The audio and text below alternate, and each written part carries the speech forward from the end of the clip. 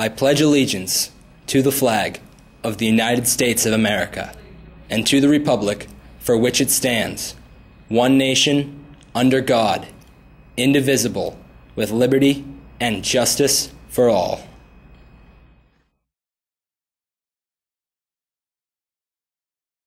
Good morning, King Philip, and welcome to this edition of Wake Up Warriors.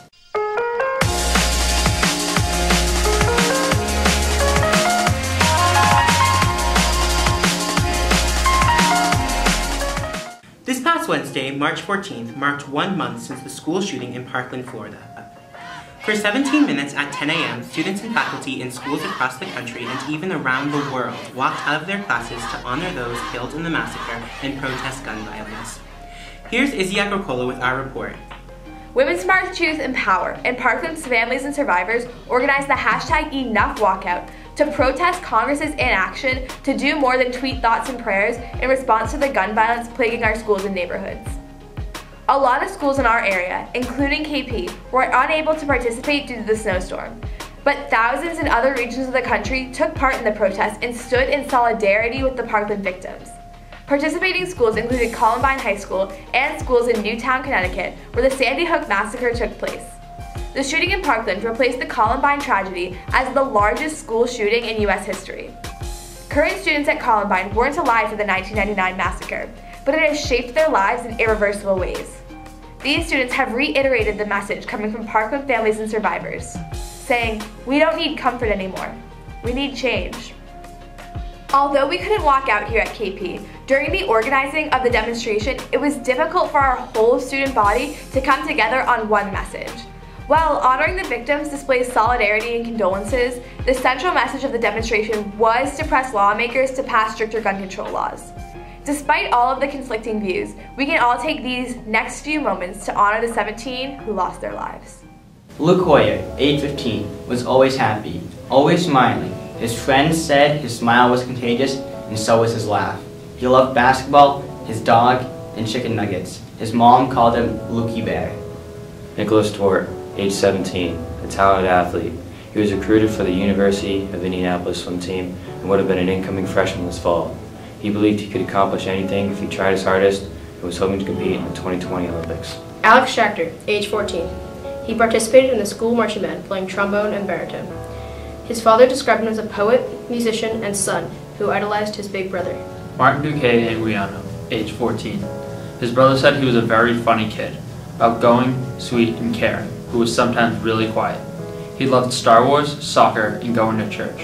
He was proud to be a member of the ROTC program and earned medals for heroism, perfect attendance, leadership, and good conduct. Chris Hickson, age 49, the school's athletic director. He would give students rides or lunch money, and if they needed it, open his home to them. At different times, he coached 5 sports at the school and did so for no pay. He was often at the school until 9 p.m. every night. He was a Naval Reservist deployed to Iraq in 2007. He was the school's wrestling coach, something that was his passion. He died trying to disarm the shooter. Gina Montaldo, age 14, a member of the school's Winter Guard and marching band.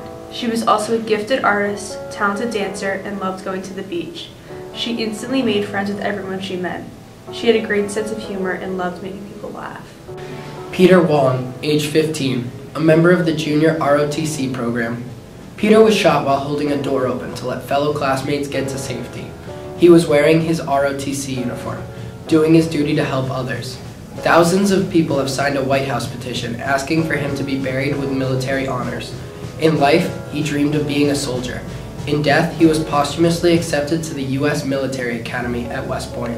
Aaron Price, age 37, an assistant football coach, was killed when he threw himself in front of students to protect them from oncoming bullets. He was known for always putting himself second and was instrumental in helping one of his players get through cancer treatment. He was a father figure for his students and his players. His players carried his casket at his funeral. Alyssa Aldeff, age 14, a student and a soccer player. Alyssa's mother said she dropped her daughter off at school on Wednesday and said, "I love you." She also said Alyssa had played the best soccer game of her life the day before she died. Alyssa was known to be compassionate and kind to everyone. Meadow Pollock, age 18. Meadow had been accepted at Lynn University in Boca Raton. Her father said instead of going to a cemetery to remember his little girl, he preferred to go to a place that reminded him of her. He's planning to build the most spectacular playground you could imagine. He said it will be a playground built for a princess. Helena Ramsey, age 17. She had a relentless motivation towards her academic studies, and her soft, warm demeanor brought the best out in all who knew her. She loved to travel and read. She had recently traveled to England, which is where her family was originally from. Her funeral service began with the Beatles song, Let It Be. Elena Petty, age 14. Her family said she was vibrant and determined, the youngest of 4 children. She had volunteered after Hurricane Irma hit Florida in September and was a member of the junior ROTC at her school. She had a think of others first spirit.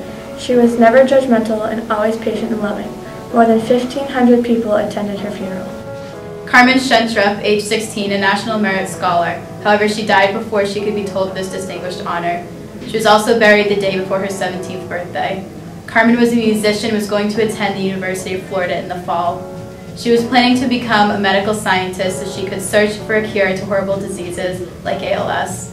Her parents said she never outgrew getting a bedtime hug from them every night. She loved red lipstick, teal-colored purses, Marvel movies, and Shakespeare. Joaquin Oliver, age 17, was born in Venezuela, moved to the United States when he was 3, and became a naturalized citizen in January 2017. His nickname was Guac, and he liked football, basketball, the Venezuelan national soccer team, urban graffiti, and hip-hop. He was laid to rest in his Dwayne Wade Miami Heat jersey. Jamie Guttenberg, age 14, a dancer who loved to make people laugh. Jamie was a strong person, tough as nails, her dad said. She put her time and effort into defending those that others wouldn't. She had her entire life figured out. She was going to be a pediatric physical therapist and wanted to work at the Paley Institute, a place that works with kids who have limb deformities. Scott Bagel, age 35, a geography teacher, was killed as he tried to usher his students back into the classroom when the shooting started. Scott Bagel was a teacher, a coach, a counselor, a son, a brother, a man, soon to be married. Kara Loughran, age 14, was a dancer at the Drake School of Irish Dance in South Florida. She was quiet and shy about her talents, but had a smile that could light up a room. Her aunt describes her as an excellent student who loved the beach, her cousins, and the Baltimore Ravens. Purple and turquoise were her favorite colors. She was buried the day after her 15th birthday.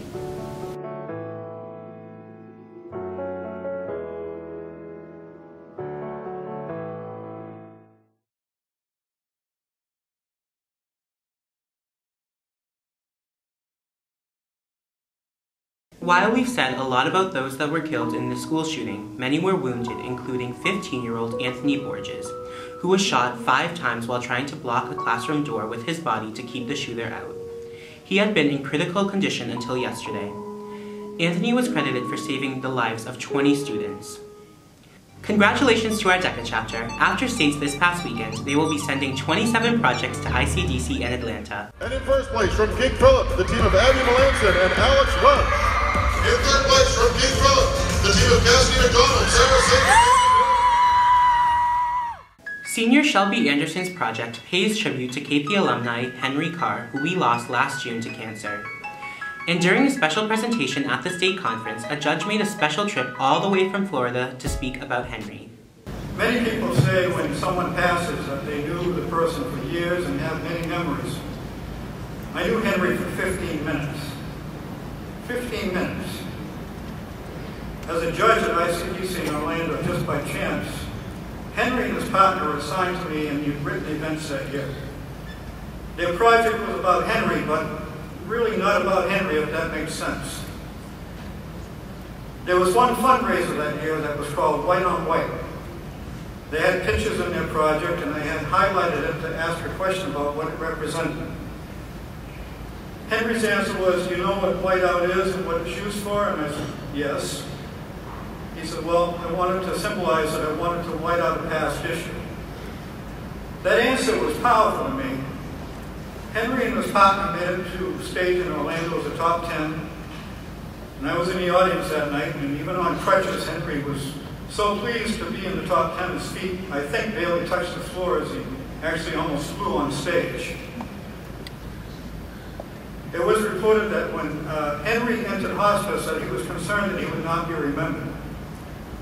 I have probably read somewhere about 1,500 written projects, and interviewed close to 3,000 students in 44 years as a judge. The impact this project, this young man had on me is something that stays with me forever. When I have a bad day, I think of Henry and what he experienced in his young life and courage that he had, and I don't have such a bad day anymore. His 15-minute presentation that day will stay with me a lifetime. Henry, rest easy. You're remembered every day. Thank you. Henry, you have lifted so many with your tenacious spirit and lasting legacy. Last week, our student council students attended their state conference, and the trip included a polar plunge. Congratulations to Brendan King, who was awarded the top money earner for the event. Brendan raised over $1,000 for the Special Olympics. 5, 4, 3, 2, 1, go! One foot in front of the other. One foot in front of the other.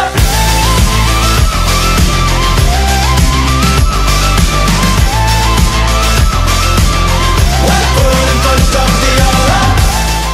As we announced last week, Mr. Skenyon has challenged KPSN's Tim Crowley to a one-on-one basketball game.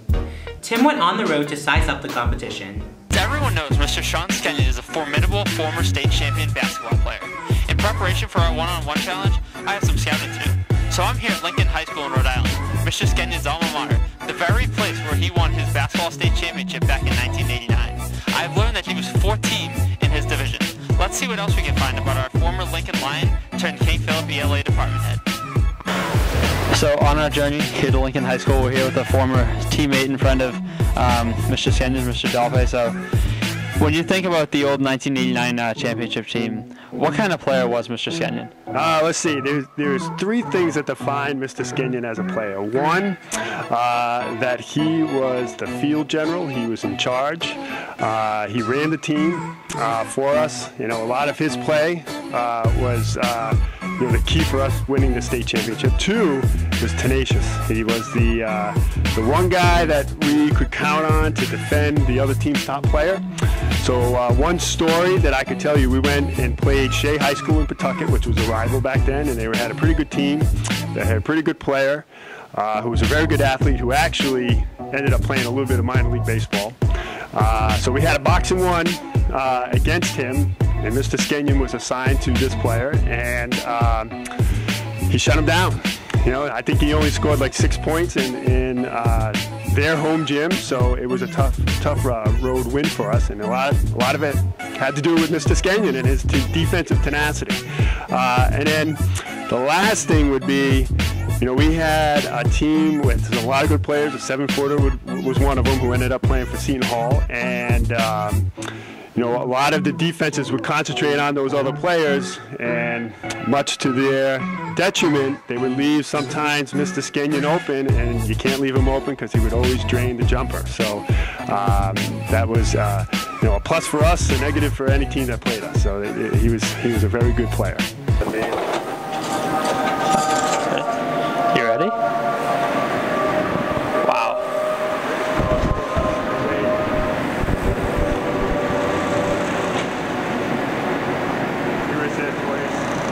Right next to the red pole. Yep. There it is, 1989.